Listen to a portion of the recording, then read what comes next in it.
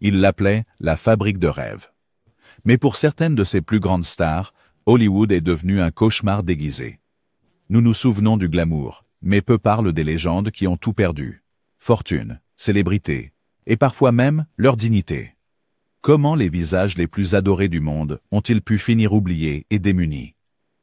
Ce soir, nous voyageons au-delà du tapis rouge dans les ombres que peu voient. Certaines histoires se terminent par des applaudissements, d'autres par un silence qui en dit bien plus que la célébrité ne pourrait jamais le faire. Mabel Normand. Il y a une cruelle ironie dans l'histoire de Mabel Normand, l'une des premières femmes comiques d'Hollywood et une pionnière qui a contribué à façonner l'art de la comédie à l'écran, mais qui est morte seule et sans le sou, son héritage presque effacé par le scandale et la malchance. Née en 1892 dans une famille ouvrière de Staten Island, Mabel fut attirée par l'art, posant pour des illustrateurs avant que le cinéma ne l'appelle. Son talent comique s'est rapidement enflammé dans les films muets, la propulsant vers la célébrité en tant que l'une des légendaires Keystone Cops de Mack Sennett. Elle était une force rare, jouant, réalisant, et dirigeant même sa propre société de production, à une époque où les femmes étaient rarement autorisées derrière la caméra. Mais les sommets éblouissants du Hollywood des débuts avaient un côté dangereux. La carrière de Mabel a prospéré aux côtés de titans comme Charlie Chaplin et Fatty Arbuckle. Mais la presse était implacable. Lorsque le réalisateur William Desmond Taylor a été assassiné en 1922, Mabel est devenue tristement célèbre, comme l'une des dernières personnes à l'avoir vu vivant. Même sans accusation formelle, la rumeur était impitoyable, la liant à un crime qu'elle n'avait pas commis et empoisonnant sa réputation. Peu après, le scandale Fatty Arbuckle, où son ami proche fut accusé d'un crime odieux, jeta une nouvelle ombre, et les studios, craignant une mauvaise publicité, s'éloignèrent d'elle. Incapable de trouver du travail, Mabel lutta non seulement contre l'exil professionnel, mais aussi contre des problèmes de santé croissants. La tuberculose et l'abus de substances ont lentement détruit son esprit autrefois vif. Sa fortune a diminué, son cercle d'amis s'est évanoui, et Hollywood a oublié le rire qu'elle apportait. Elle est morte en 1930 à seulement 37 ans, ses dernières années marquées par la pauvreté et l'obscurité. Aujourd'hui, Mabel Normand reste un rappel poignant de la rapidité avec laquelle la célébrité s'évanouit et comment même les icônes les plus brillantes peuvent se retrouver avec rien. Barbara Payton. L'histoire de Barbara Payton se lit comme un avertissement gravé sur le Walk of Fame d'Hollywood, un récit de charisme brut écrasé par la dépendance, le scandale et l'éclat impitoyable des tabloïds. Émergeant d'un milieu modeste, Payton a fait irruption sur le grand écran à la fin des années 1940 avec une présence impossible à ignorer. Sa beauté lui a valu un contrat convoité avec Universal Pictures et des rôles aux côtés de personnalités telles que James Cagney et Gary Cooper. Les spectateurs et les réalisateurs voyaient tous quelque chose d'électrique en Barbara. Elle était destinée à la célébrité, mais sous le glamour se cachait une jeune femme, hantée par de mauvais choix et des scandales publics. Sa liaison notoire avec l'acteur Franchot Tone alors qu'elle était fiancée à Tom Neal a déclenché une tempête dans les colonnes de potins. Le triangle amoureux qui en a résulté a explosé dans la violence lorsque Neal a brutalement agressé Tone, l'envoyant à l'hôpital et plaçant Barbara au centre d'un scandale que Hollywood ne pardonnerait pas de sitôt.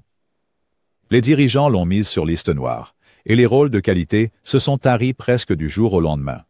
Barbara, désormais persona non grata, a vu la vie qu'elle avait construite lui échapper. S'éloignant des feux de la rampe, Payton s'est tournée vers l'alcool et la toxicomanie, essayant d'atténuer la douleur de sa carrière perdue. Elle acceptait du travail où elle pouvait, des films à petit budget, des productions théâtrales, voire des articles scandaleux dans les tabloïds sur sa propre chute. Ses finances se sont évaporées, remplacées par des arrestations de plus en plus nombreuses pour ivresse publique et racolage. Dans les années 1960, la starlette autrefois glamour vivait dans la misère, loin du luxe qu'elle avait connu, éloignée d'Hollywood et abandonnée par l'industrie qu'il avait autrefois célébrée. Payton est morte en 1967 à seulement 39 ans, victime d'une insuffisance cardiaque et hépatique causée par des années d'abus. Lorsqu'elle est décédée, elle était sans le sou. Son héritage réduit à une mise en garde sur le prix élevé de la célébrité. Judy Garland. Aucun nom dans le Hollywood de l'âge d'or ne brille autant que celui de Judy Garland. Pourtant son histoire est un témoignage dévastateur de la façon dont la célébrité et la fortune peuvent si facilement devenir un mirage. Garland, immortalisée en tant que Dorothy dans Le Magicien d'Oz, est devenue une sensation mondiale à seulement 17 ans. Sa voix, puissante, émotive, inimitable, a captivé le public pendant des décennies. MGM la considérait comme un joyau, mais leur contrôle sur sa vie était absolu. Les dirigeants du studio géraient minutieusement son image, lui prescrivaient des amphétamines pour la garder mince et énergique, et lui donnaient des somnifères une fois la journée terminée. C'était un cycle incessant et toxique qui a déclenché des luttes permanentes contre la dépendance et le doute de soi. Même si Judy éblouissait dans les films et sur scène, sa vie personnelle s'effondrait. Elle a enduré 5 mariages, tous orageux et difficiles, et s'est retrouvée trahie par des managers et des soi-disant amis qui ont siphonné ses gains. Dans les années 1950, malgré des millions gagnés, elle faisait face à des dettes énormes, surtout envers l'IRS, dont les arriérés d'impôts l'ont saigné à blanc. N'ayant plus d'autre choix, Garland accepta des tournées de concerts épuisantes, se produisant parfois alors qu'elle était gravement malade, juste pour tenir ses créanciers à distance. Même alors, l'argent ne durait jamais. Une mauvaise gestion et sa propre générosité faisaient qu'elle était toujours à la recherche de son prochain chèque de paie. Les dernières années de Garland étaient un patchwork de retours désespérés et de revers écrasants. Elle vivait dans des chambres louées, empruntant à des amis, sa santé déclinant rapidement. Le 22 juin 1969, elle est morte seule dans un appartement à Londres à 47 ans, d'une overdose accidentelle. Mais le monde comprenait qu'elle menait un combat perdu d'avance depuis des années. À sa mort, elle a laissé derrière elle non pas une fortune, mais des dettes et des chagrins. L'industrie qui a créé Judy Garland ne lui a jamais apporté la paix. Et lorsqu'elle est partie, elle ne s'est guère retournée. Son éclat persiste, mais sa vie est un avertissement poignant de ce que l'âge d'or pouvait coûter. Veronica Lake. Le nom de Veronica Lake évoquait autrefois l'image du glamour hollywoodien. Sa coiffure signature en cascade et son regard fumé étaient l'incarnation de la sophistication des années 40. En tant qu'actrice principale dans des classiques comme Tueur à gages, Les Voyages de Sullivan et Ma femme est une sorcière, Lake était un visage emblématique de l'ère du film noir. Elle a fait équipe avec Alan Ladd dans certains des rôles les plus emblématiques de la décennie, et son charme semblait indestructible. Mais la célébrité à Hollywood, surtout pour les femmes, est fragile, et l'histoire de Veronica allait se défaire à une vitesse effrayante. Derrière le personnage de l'écran argenté se cachait une jeune femme, propulsée vers la célébrité sans feuille de route pour survivre. La popularité de Lake a grimpé en flèche pendant les années de guerre, mais à mesure que les tendances changeaient et que ses luttes personnelles s'accumulaient, les studios se sont éloignés. Le typecasting a limité ses opportunités et sa carrière s'est arrêtée alors qu'elle vieillissait hors des rôles d'ingénue. Les divorces, les erreurs financières et une dépendance croissante à l'alcool n'ont fait qu'aggraver ses problèmes. À la fin des années 1940, la femme qui ornait autrefois les couvertures de magazines fut contrainte de déclarer faillite avec une dette de plus de 100 000 $, une somme stupéfiante pour l'époque. La chute de Lake fut brutale. Elle disparut des feux de la rampe et prit des petits boulots pour survivre, y compris des emplois de serveuse et de réceptionniste d'hôtel. Commis. Les clients étaient stupéfaits de voir l'ancienne sirène du grand écran servir des boissons. Son aura de star de cinéma remplacée par l'épuisement des difficultés. L'élite hollywoodienne n'offrait aucun filet de sécurité. Lake a tenté un modeste retour à la fin des années 1960, publiant même une autobiographie, mais l'argent était éphémère. Lorsqu'elle est décédée en 1973 d'une hépatite et d'une insuffisance rénale à seulement 50 ans, elle était presque sans le sou. Ses cendres sont restées non réclamées pendant des années, un symbole cruel de la rapidité avec laquelle le monde l'avait oubliée. Pourtant, pour les cinéphiles, Veronica Lake reste à jamais iconique, une mise en garde sur la beauté, la célébrité et les dangers d'être rejetée par l'industrie qu'elle dominait autrefois. Marie Prevost. Marie Prevost était autrefois la coqueluche des époques du cinéma muet et des débuts du cinéma parlant à Hollywood. Une actrice vive dont le sens du timing comique et le charme étincelant ont fait d'elle une star dans les années 1920. Elle a commencé comme mannequin avant de rejoindre les célèbres Bathing Beauties de Maxanet, ce qui l'a propulsée sous les feux de la rampe. Sa transition vers des rôles principaux s'est faite sans accroire, jouant dans des films acclamés comme The Marriage Circle et Kiss Me Again sous la direction de réalisateurs tels qu'Ernst Lubitsch. Les performances de Prevost étaient saluées pour leur esprit et leur sophistication, et elle était considérée comme l'un des plus grands espoirs de son époque. Mais l'affection d'Hollywood est capricieuse, et la transition vers les films parlants a révélé le mépris brutal de l'industrie pour ses anciennes favorites. Bien que Prevost se soit adapté aux films parlants, ses rôles ont diminué, alors que des visages plus jeunes et plus frais étaient introduits. Une tragédie personnelle a bientôt aggravé ses malheurs professionnels. La perte de sa mère l'a laissé émotionnellement brisé. Pour faire face, Prevost s'est tourné vers la nourriture et l'alcool, ce qui a entraîné une prise de poids, réduisant encore ses perspectives d'emploi dans une industrie obsédée par l'image. Dans les années 1930, les économies de Prevost étaient épuisées. Elle acceptait tous les rôles qu'elle pouvait obtenir, principalement des rôles secondaires, mais la rémunération était dérisoire comparée à ses jours de gloire. Seule et largement oubliée, elle peinait à se procurer les nécessités de base. Ces dernières années furent marquées par une grande pauvreté et une santé déclinante, son ancienne gloire n'étant plus qu'un lointain souvenir. Le 21 janvier 1937, Marie Prevost a été trouvée morte dans son modeste appartement de Los Angeles. Elle avait succombé à l'alcoolisme aigu et à la malnutrition à seulement 40 ans. Les voisins ont été alertés par les aboiements de son chien fidèle, qui était resté à ses côtés après son décès. La fin tragique de Prevost a révélé la nature impitoyable de l'âge d'or d'Hollywood, où les stars pouvaient être jetées sans hésitation une fois leur rentabilité disparue. Buster Keaton. Parler de la comédie du cinéma muet, sans mentionner Buster Keaton, c'est passer à côté même de la fondation de cet art. Connu sous le nom de Grand Visage de Pierre pour son expression impassible et son incomparable comédie physique, Keaton était un génie derrière et devant la caméra. Des films comme The General, Sherlock Jr. et Steamboat Bill Jr. ont défini une époque, mêlant cascades époustouflantes, visuels inventifs et un sens du merveilleux inimitable. À son apogée dans les années 1920, Keaton était l'une des forces créatives les plus importantes de l'industrie, jouissant à la fois de liberté financière et artistique. Mais Hollywood peut être un partenaire cruel. À la fin des années 1920, la fortune de Keaton a changé lorsqu'il a signé avec MGM. Le studio lui a offert une stabilité financière, mais lui a retiré le contrôle créatif, le forçant à jouer des rôles stéréotypés qui ont étouffé son art. Pire encore, l'arrivée des films sonores a bouleversé sa carrière. Les talents uniques étaient sous-estimés, et son génie de l'ère du cinéma muet était presque ignoré.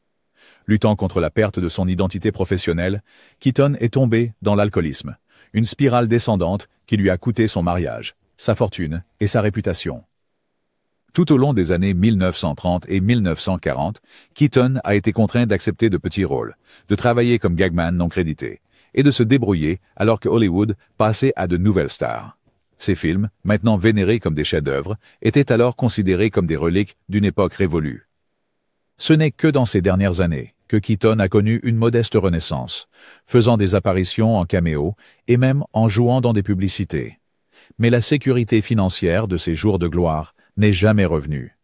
Lorsque Buster Keaton est mort en 1966, il n'a pas laissé de richesse, mais une œuvre qui serait plus tard saluée comme un cinéma essentiel. Ces dernières années, vécues dans une relative obscurité et instabilité, étaient en contraste frappant avec les sommets artistiques qu'il avait autrefois atteints.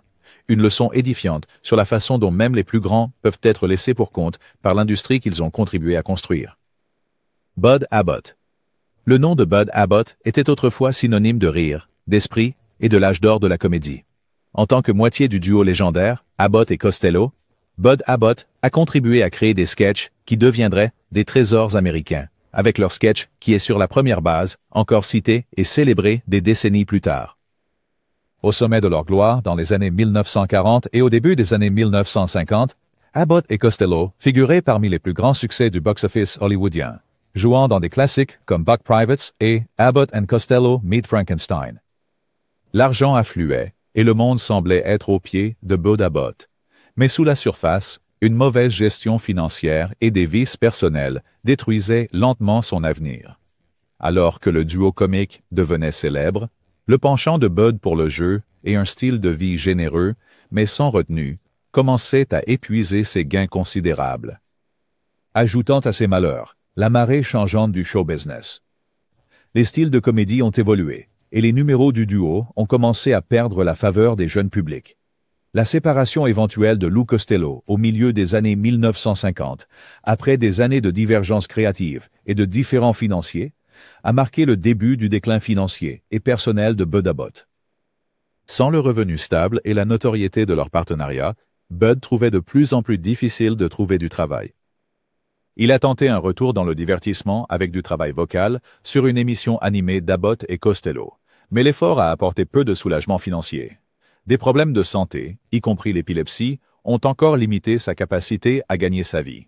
Au moment de sa mort, en 1974, Bud Abbott vivait dans des circonstances modestes, bien loin des manoirs et des feux de la rampe de son apogée. L'homme qui autrefois était en tête d'affiche dans les plus grands théâtres d'Hollywood est mort dans une relative obscurité. Son patrimoine ne laissait que peu de traces de décennies de succès. L'héritage d'Abbott est un rappel frappant que même les plus grands talents peuvent être abaissés par la malchance, de mauvaises décisions, et une industrie qui passe si souvent à autre chose sans se retourner. Wallace Reid. Wallace Reid était le premier Golden Boy d'Hollywood, un acteur dont le visage remplissait les salles et dont le charisme établissait la norme pour les idoles de matinée pendant l'ère du cinéma muet. Avec ses traits sculptés, sa carrure athlétique et son charme désinvolte, Reid a joué dans plus de 100 films, y compris des succès populaires comme The Roaring Road et The Affairs of Anatole. Les studios misaient sur son attrait, le choisissant souvent pour incarner le héros américain par excellence, l'homme que toutes les femmes désiraient et que tous les hommes voulaient être. Hors écran, la popularité de Reid était tout aussi éblouissante. Il semblait tout avoir, une famille aimante, une réputation irréprochable et l'adulation de millions de personnes. Mais derrière cette image publique scintillante se cachait une réalité plus sombre. Un homme pris dans la machine implacable du Hollywood des débuts, où les exigences étaient exténuantes et le soutien inexistant. En 1919, Reid a subi une grave blessure dans un accident de train pendant le tournage sur place. Pour garder leur star au travail, les médecins du studio ont prescrit de la morphine pour l'aider à supporter la douleur et terminer le tournage. Comme tant d'autres après lui, Reid est rapidement devenu accro. Au lieu de lui offrir de l'aide, le système des studios a redoublé d'efforts, le faisant travailler à un rythme effréné et alimentant sa dépendance plutôt que de risquer des retards ou un scandale public. Au fil des années, la santé de Reid s'est visiblement détériorée. L'étoile autrefois vibrante est devenue émaciée et renfermée, de plus en plus incapable de répondre aux exigences écrasantes de la célébrité. Son addiction est devenue impossible à cacher, et l'industrie qu'il avait construite lui a maintenant tourné le dos. Les derniers films de Reid étaient une ombre de ses triomphes passés, ses performances tendues et son esprit s'évanouissant. Isolé et brisé, il fut envoyé dans un sanatorium dans une tentative de rétablissement. Mais c'était trop tard. En 1923, à seulement 31 ans, Wallace Reid est mort, démuni, accro et largement abandonné par le système même qu'il avait créé. Sa fin tragique fut l'un des premiers avertissements d'Hollywood, un avertissement sévère sur le coût de la célébrité et l'insensibilité d'une industrie qui privilégiait les profits sur les personnes. Bela Lugosi. Les yeux perçants de Bela Lugosi et son accent hongrois prononcé sont à jamais gravés dans l'histoire du cinéma dès l'instant où il a enfilé la cape noire en tant que comte Dracula en 1931. Sa performance était iconique, si puissante qu'elle a façonné l'image du vampire cinématographique pour des générations. Lugosi est instantanément devenu un nom connu, synonyme de mystère et d'horreur, et pendant un moment, le monde était à ses pieds. Mais la célébrité, surtout à Hollywood, est une arme à double tranchant. L'association de Lugosi avec Dracula est rapidement devenue une malédiction, le cantonnant à des rôles similaires et l'empêchant d'explorer toute l'étendue de son talent dramatique. Malgré ses premiers succès, les problèmes financiers de Lugosi commencèrent à s'accumuler alors que sa carrière déclinait. La rémunération des studios était inégale et souvent modeste, et la maîtrise limitée de l'anglais par Lugosi, ainsi que son manque de sens des affaires, le rendaient vulnérable aux mauvais contrats et aux mauvais investissements. Il vivait au-dessus de ses moyens, convaincu que le prochain rôle ramènerait la gloire. Alors que la folie de l'horreur s'estompa et que les studios trouvèrent de nouveaux visages, Lugosi se retrouva relégué à des productions à petit budget et à des rôles secondaires, travaillant souvent pour une fraction de ce qu'il gagnait autrefois. Pour aggraver les choses, une douleur chronique due à la sciatique, entraîna une dépendance à la morphine, qui entrava davantage sa capacité à travailler et le rendit peu fiable aux yeux d'Hollywood. Dans les années 1950, Lugosi avait du mal à obtenir même des rôles mineurs, et l'argent s'épuisait rapidement. Il a passé ses dernières années dans un modeste appartement de Los Angeles, dépendant de ses amis et de ses fans pour le soutenir. Lorsqu'il est mort en 1956, Bela Lugosi avait peu de choses à son nom. Une fin tragique pour un homme dont le talent et l'héritage méritaient bien plus. Ses funérailles ont été payées par des fans et des amis. Un dernier rideau poignant pour l'une des icônes les plus inoubliables du cinéma, hantée par la pauvreté dans son dernier acte. Terry Thomas. Terry Thomas était l'incarnation du charme et de l'esprit britannique, immédiatement reconnaissable à son sourire édenté et à son talent pour jouer le fripon adorable. Tout au long des années 1950 et 1960, il est devenu un favori international, faisant rire le public dans des succès comme School for Scoundrels, I'm All Right Jack, et It's a Mad, Mad, Mad, Mad World. Terry Thomas n'était pas seulement une star, il était une institution comique, célébrée pour son sens du timing astucieux et sa capacité à jouer à la fois l'aristocrate et le voyou avec un égal plaisir. À son apogée, il profitait d'un style de vie somptueux, vivant dans le luxe entre Londres et les côtes ensoleillées de l'Europe. Mais les marées du show business peuvent tourner rapidement et cruellement.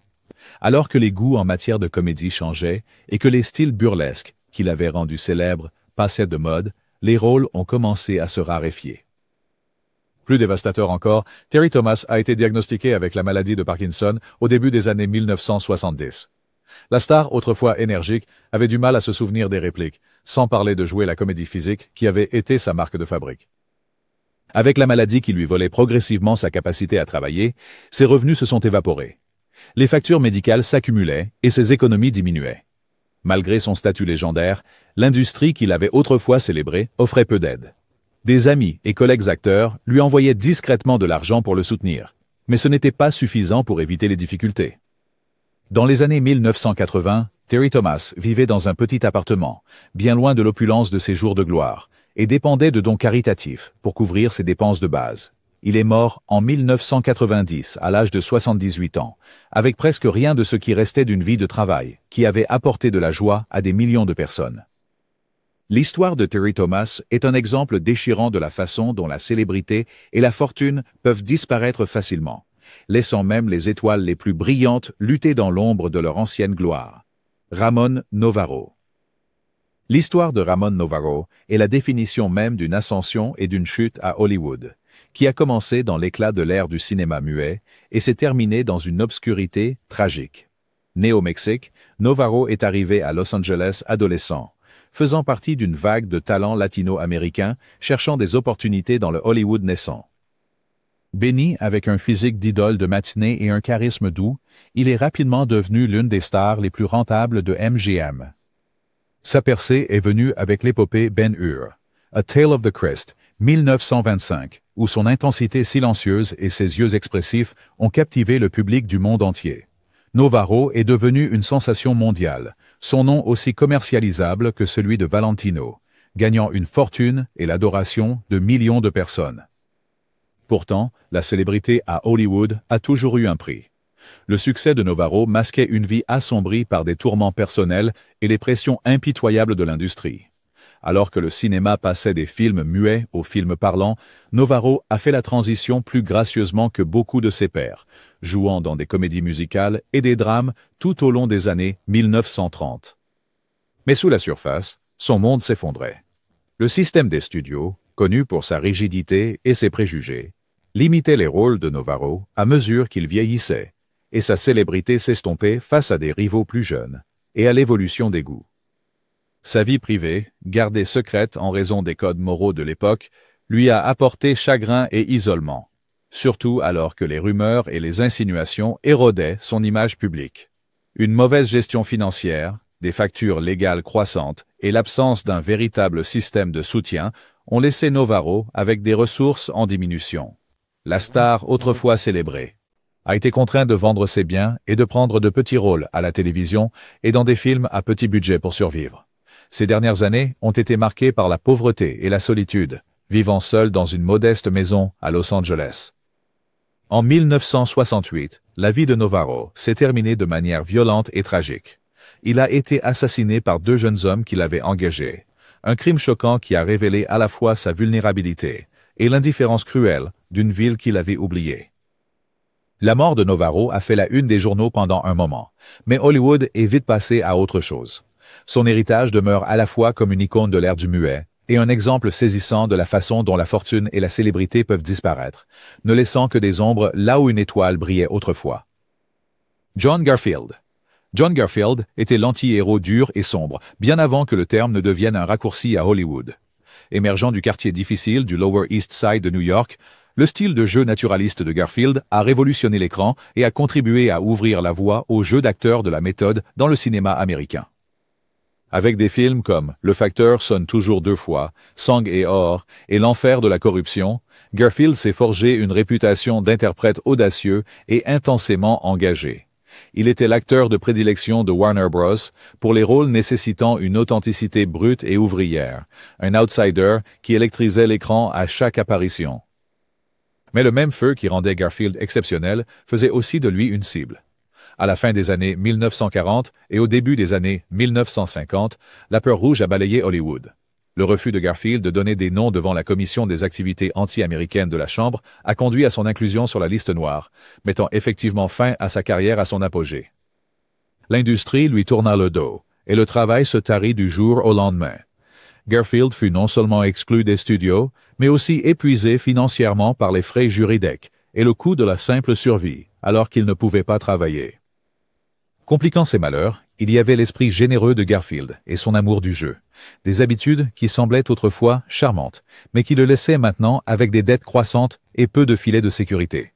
Sa santé, déjà fragile à cause du stress et de la pression constante, commença à s'effondrer.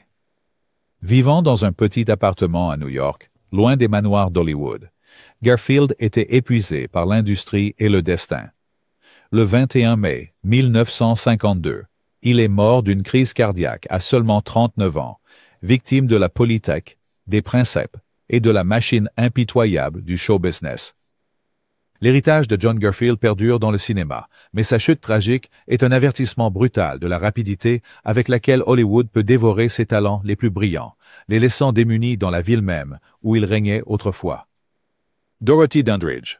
Le nom de Dorothy Dandridge mérite d'être inscrit dans les livres d'histoire, non seulement comme une actrice et chanteuse éblouissante, mais aussi comme une pionnière qui a enduré les réalités les plus dures du racisme à Hollywood. Elle a d'abord ébloui le public en tant qu'artiste de cabaret, captivant par son élégance, sa beauté et une voix qui pouvait faire taire n'importe quelle salle. En 1954, Dandridge a marqué l'histoire en devenant la première femme noire à être nominée pour un Oscar de la meilleure actrice grâce à sa performance ardente et inoubliable dans Carmen Jones.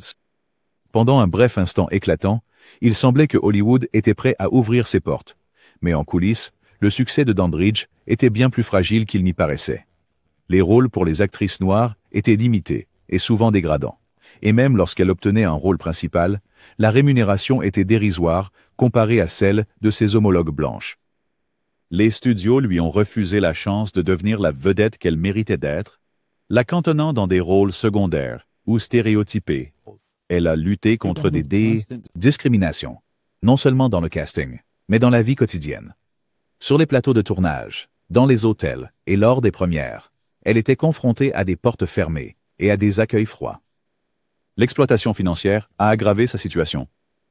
La mauvaise gestion par des conseillers, des mariages ratés et une lutte désespérée pour subvenir aux besoins de sa fille, ayant des besoins spéciaux, l'ont laissé avec des dettes croissantes et peu de ressources. À partir du milieu des années 1960, le travail avait presque disparu. Sa santé déclinait, sa vie personnelle était en ruine, et elle fut obligée de vendre ses biens juste pour s'en sortir. Le 8 septembre 1965, Dandridge a été retrouvée morte dans son appartement, avec seulement quelques dollars à son nom. Sa mort, jugée comme une overdose accidentelle, était entourée de spéculations. Elle avait seulement 42 ans. Aujourd'hui, son héritage est celui d'une pionnière qui a enduré une injustice écrasante et ouvert des portes pour d'innombrables autres, même si l'industrie l'a abandonnée dans ses heures les plus sombres. Errol Flynn. Errol Flynn était le premier aventurier d'Hollywood, le héros audacieux et téméraire de Capitaine Blood, les aventures de Robin des Bois, et d'innombrables récits d'aventures palpitantes. Le public ne se lassait pas de son charme, de sa beauté et de sa capacité apparente à vivre aussi intensément hors écran que sur écran. Tout au long des années 1930 et 1940, Flynn était une valeur sûre du box-office, gagnant des sommes énormes et vivant à 100 à l'heure. Il naviguait sur des yachts, achetait des manoirs et organisait des fêtes légendaires qui feraient rougir même les célébrités d'aujourd'hui. Mais sous le glamour, le monde de Flynn s'effondrait. Son appétit pour l'excès, la boisson, les femmes et le jeu a créé un chaos que ses finances ne pouvaient supporter. Des problèmes juridiques, y compris des procès très médiatisés, ont épuisé ses économies et détruit son image publique. Des dépenses somptuaires, associées à une absence totale de planification financière, signifiaient que chaque dollar qu'il gagnait était rapidement dépensé. Les dettes envers l'IRS continuaient de s'accumuler, et les investissements ratés n'ont fait qu'aggraver les choses. Dans les années 1950, la santé de Flynn déclinait, ravagée par des années de consommation excessive d'alcool et de vie imprudente. Les rôles devenaient plus difficiles à trouver, et ceux qui se présentaient étaient de moins en moins bien payés. Il est passé de manoir à de petits appartements, et a même vécu en tant qu'invité chez des amis, pour joindre les deux bouts. Lorsqu'il est mort d'une crise cardiaque à Vancouver en 1959, Flynn avait seulement 50 ans. Son domaine autrefois brillant était laissé avec de lourdes dettes, et sa famille peinait à couvrir même les frais de base de ses funérailles. L'image de Flynn en tant que royauté hollywoodienne perdure, mais sa fin tragique est un avertissement sur la façon dont même les étoiles les plus brillantes peuvent chuter des sommets les plus élevés, abaissés par un style de vie implacable et l'indifférence d'une industrie prompte à oublier. Roscoe Fatty Arbuckle. Roscoe Fatty Arbuckle était autrefois l'une des plus grandes stars d'Hollywood, littéralement et figurativement. Comédien, acteur et réalisateur talentueux, les routines burlesques d'Arbuckle ont enchanté des millions de personnes dans les années 1910 et début 1920. Son contrat avec Paramount était révolutionnaire, lui rapportant $1 million par an et faisant de lui l'une des figures les plus influentes du cinéma des débuts. Le génie comique d'Arbuckle a ouvert la voie à d'autres légendes, mais son histoire deviendrait l'une des tragédies les plus notoires d'Hollywood. En 1921, le monde d'Arbuckle a été bouleversé par le scandale infâme du viol de Virginia. Accusé d'un crime qu'il n'avait pas commis, Arbuckle a subi 3 procès sensationnels qui se sont finalement terminés par un acquittement et une formelle. Pleine excuse du jury. Mais le mal était fait. La presse a détruit sa réputation, et Will Hayes, chef de la nouvelle Motion Picture Producers and Distributors of America, a interdit à Arbuckle de travailler dans l'industrie. Les studios lui ont tourné le dos, et sa fortune immense s'est évaporée en frais juridiques, revenus perdus et dettes croissantes. Bien qu'il ait plus tard travaillé sous un pseudonyme, réalisant et tentant un retour dans les années 1930, l'ombre du scandale ne l'a jamais quitté. La santé d'Arbuckle a décliné, ses opportunités ont diminué, et il s'est retrouvé à lutter pour subvenir à ses besoins. Lorsqu'il est mort d'une crise cardiaque en 1933 à seulement 46 ans, il était financièrement démuni, bien loin du roi de la comédie qu'il avait été autrefois. La montée et la chute d'Arbuckle restent un rappel glaçant de la rapidité avec laquelle les fortunes peuvent changer à Hollywood, où la célébrité est éphémère et le passé ne peut jamais être complètement laissé derrière. Les lumières dorées d'Hollywood brillent intensément, mais pour tant d'icônes, l'éclat s'est estompé bien trop tôt. Leur nom attirait autrefois les foules et définissait une époque. Pourtant, derrière chaque affiche se cachait une vraie personne, souvent laissée à lutter lorsque les applaudissements s'éteignaient. Leurs histoires sont plus que des récits de mise en garde. Elles sont des rappels saisissants d'une industrie qui donne et reprend. En nous souvenant de ces légendes, ne rappelons pas seulement leur gloire, mais aussi l'humanité et les dures vérités qu'elles ont laissées derrière elles.